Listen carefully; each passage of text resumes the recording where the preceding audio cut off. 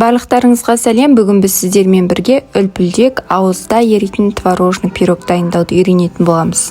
Бұл рецептпен барлықтарыңызға міндетті түрде жасап көруге кеңес беремін. Осындай оригинал рецептерді көріп тұру үшін менің каналыма тіркелуді ұмытпаңыз, және де үлпіл қалдырып пікір жазуды ұмытпаңыз.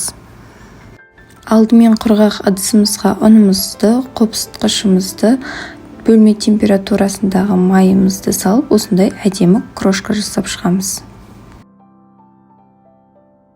Бөлек ыдысқа жұмыртқаны, шым-шым тұзды, қантты, қаймақты салып, жақсылап араластырамыз. Толық рецепті мен описание бөлімінде қалдыратын боламын, сол жерден көре аласыздар. Дайындаған қоймалжың сұйықтығымызды крошканың үстіне салып, әдемілеп қамыр илейміз. Жақсылап иленгеннен соң бізде осындай әдемі қамыр шығады. Қамырымызды формамызға салып, ортаңғы жағын және де жан жағын қолымызбен дәл видеодағыдай етіп басып пішінге келтіреміз. Менде форманың диаметрі 26 см. Осылай дәл видеодағыдай пішінге келтіріп, холодильникке 20 минутқа қойып аламыз.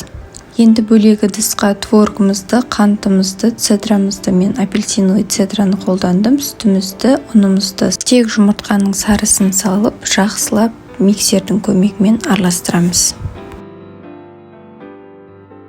Мінекей біздің сұйықтығымыз араласып болды. Біз творогтың ішінде ірі болып жүргенін ұнатамыз, сондықтан да мен көп араластырған жоқпын.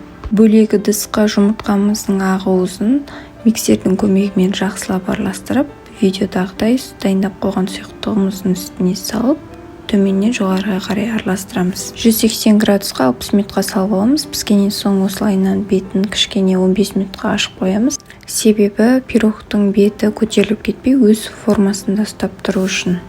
Мінекей біздің ауызда еритін сүзбелі бәлішіміз дайын болды, достар. Сіздерге де дайындап көруге кеңес беремін. Видео ұнаса үлпіл басып, пікір қалдыруды ұмытпаңыз. Менімен бірге соңына дейін болғаныңызға рахмет. Сіздермен болған Сандуғаш.